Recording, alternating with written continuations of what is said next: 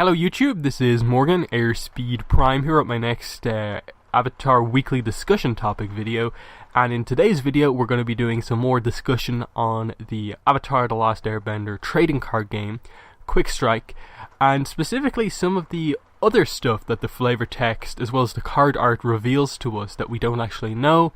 And this is going to be some of the more obscure stuff, because I think we're at the point now where, at least if you follow my channel, you guys are all probably aware of the 4 new exclusive characters that are introduced in the trading card game.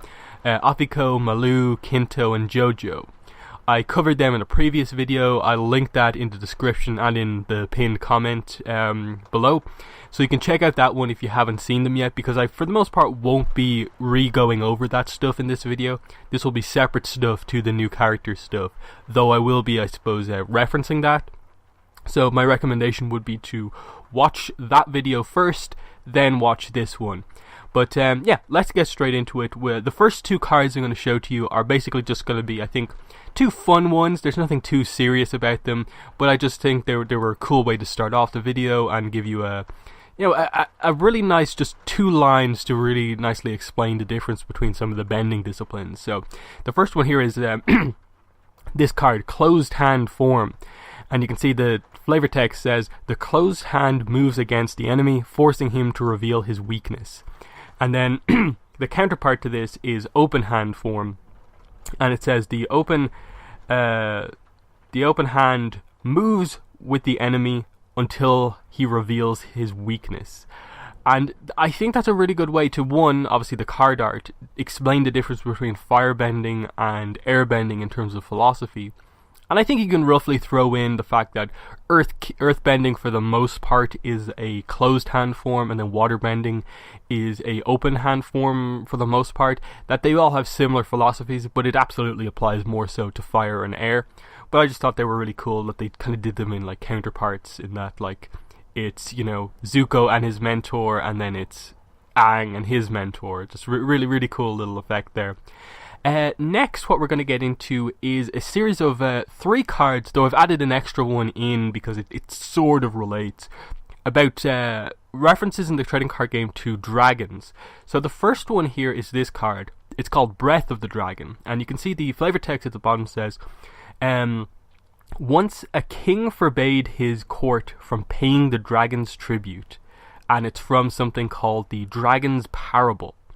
And then there are 2 follow-up cards to this. So that's Breath of the Dragon. We have Teeth of the Dragon here. Again, it's an Iroh card, as you can see here. And it says, let the dragon seek my favor, laughed the foolish king. Dragon's Parable. So, again, kind of continuing on about the dragon and this king. The third card, the last in this kind of trilogy, is Tongue of the Dragon. Again, it's an Iroh card. And it says, at dawn, the king awoke to burning skies and saw true power, Dragon's Parable. So the idea here across these 3 cards seems to be that there was this king or leader, and they didn't pay tribute to the dragon, and in fact the king actually, basically asked the dragon to kind of, in a way, like seek his favor, and the dragons responded by, showing what true power actually was and potentially, destroying him. And obviously it's a parable, so it's not meant to be taken as like, oh wait, the Fire Nation never really had a king, like what are they talking about here? It is meant to be more of a thing of like a leader and what it is to, I suppose, not really respect a dragon. And I think it's very fitting that like Iroh's on the cards, because obviously he is considered a dragon for, not necessarily for the reasons that other people were considered dragons, in the sense of like they killed dragons. He actually ended up protecting them in the end. But the idea that some people often in the show underestimate Iroh's power, and when they do that, they obviously realize just how powerful he actually is. So, cool little thing. And then the only other reference I could really see to dragons was this card, Twin Fire Daggers. And then it says in the description, sometimes called dragon fangs. These compact flames are incredibly hot. So just the idea, like we got, over the course of these cards, we have Breath of the Dragon, Teeth of the Dragon, Tongue of the Dragon, and then like Fangs of the Dragon here. So just cool little references to dragons in the game.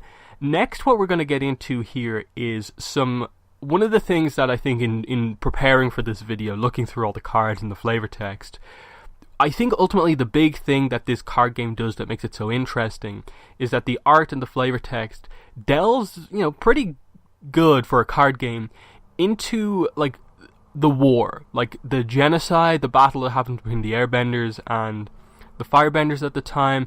It delves into, stuff like the Earth Kingdom's battle against the Fire Nation as well, that we don't kind of see because, like, realistically, like, Avatar The Last Airbender doesn't focus too much on that battle because we're kind of so all over the place. Like, we're going here, we're going there.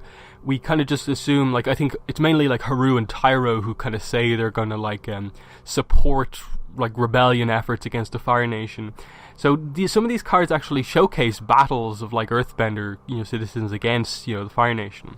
So we get into this first card here, and these first 4 cards that I'm going to show you are all from the perspective of this one Fire Nation soldier who's named.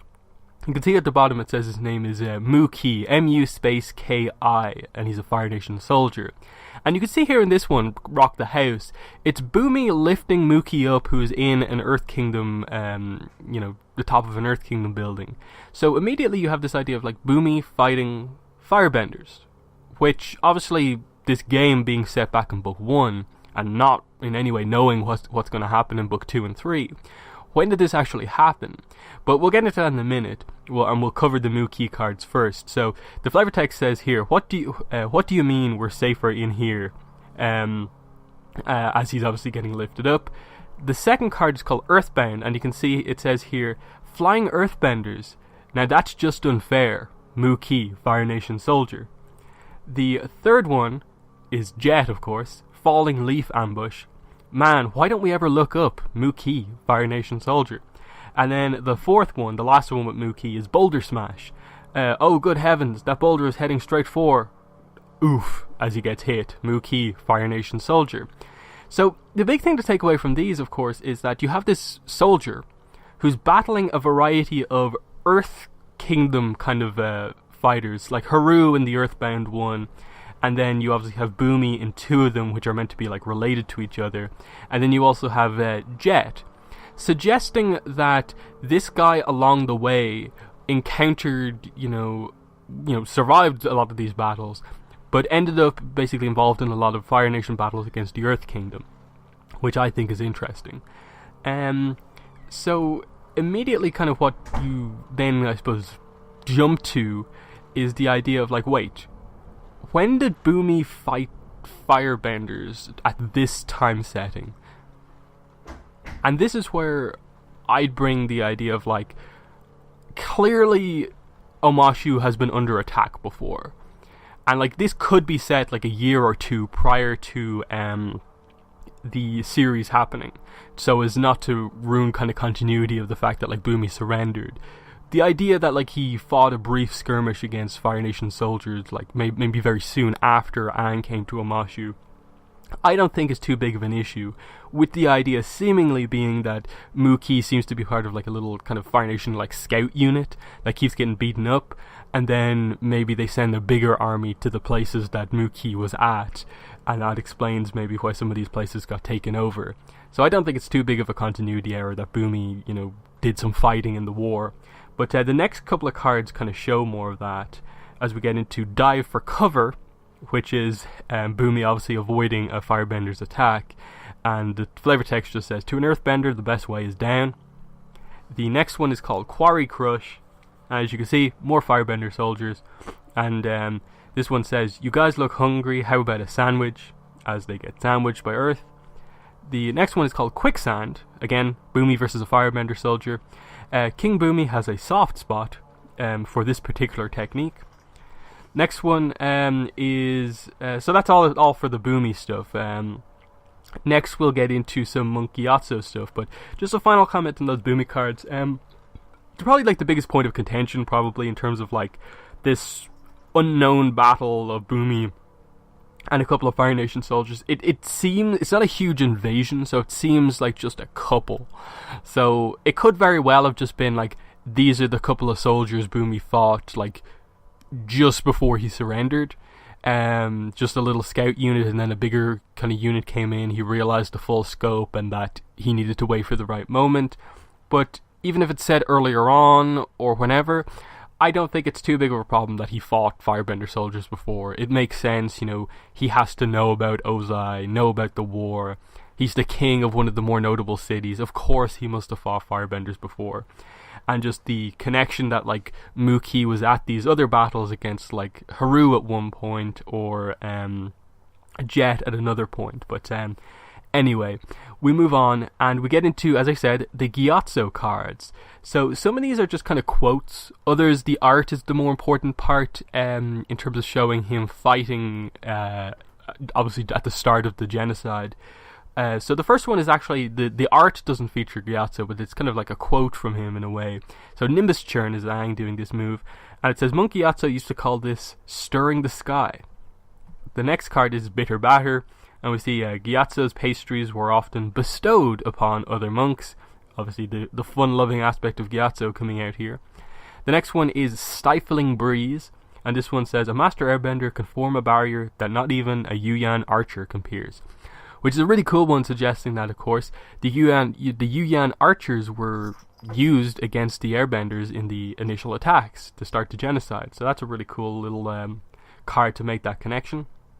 The next card is Stifling Wind, which is Gyatso fighting a firebender on a Komodo rhino.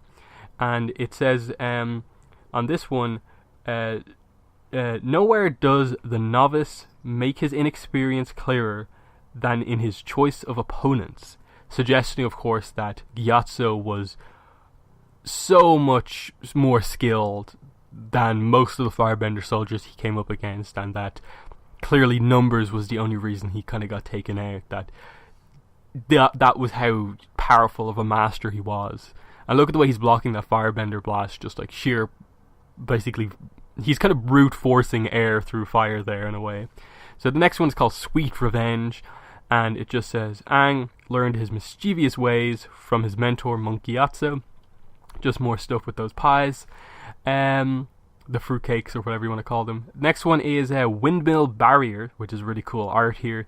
And it says here, don't you know better than to interrupt an old man on his morning walk?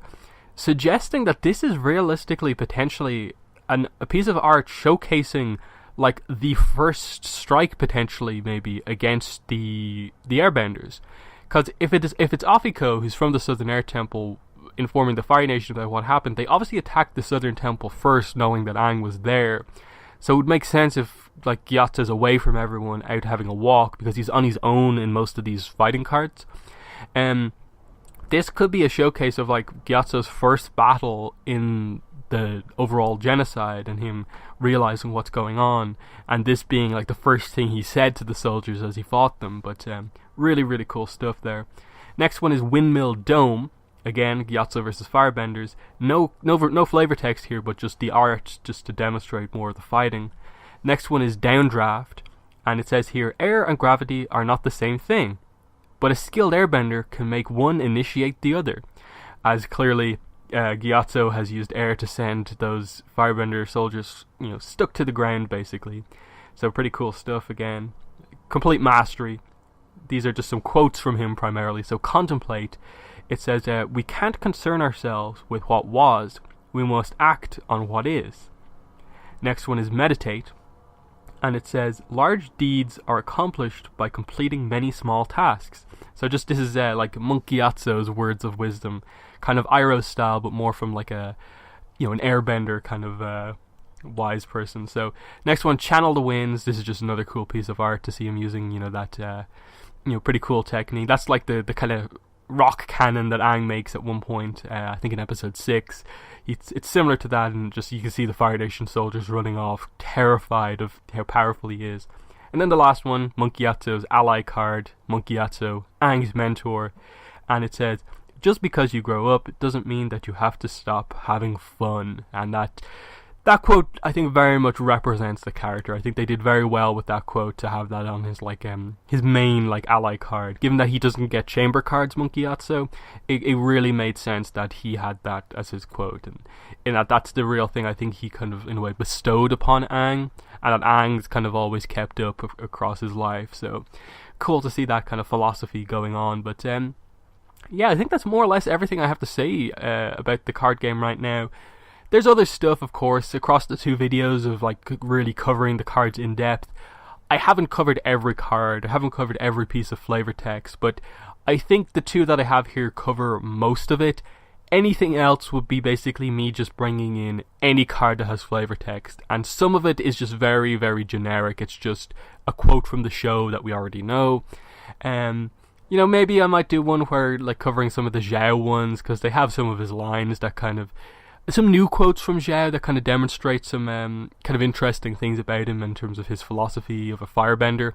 But yeah, that's been the video for today. In the comments, let me know what your thoughts are on these cards, your thoughts on some of this interesting stuff like Bumi fighting firebenders when we maybe didn't think that happened until much later on. Monkey Gyatso, how he's displayed fighting the firebenders here.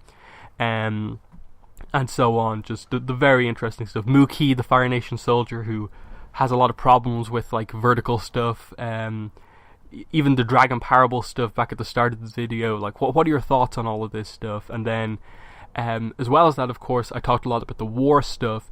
JoJo's cards deal with the war stuff in terms of her being an earthbender who often fights firebenders, but also robs people. Afiko's cards deal both with him fighting earthbenders when he's on the side of the Fire Nation, and then fighting firebenders when he's being captured to be executed by the Fire Nation.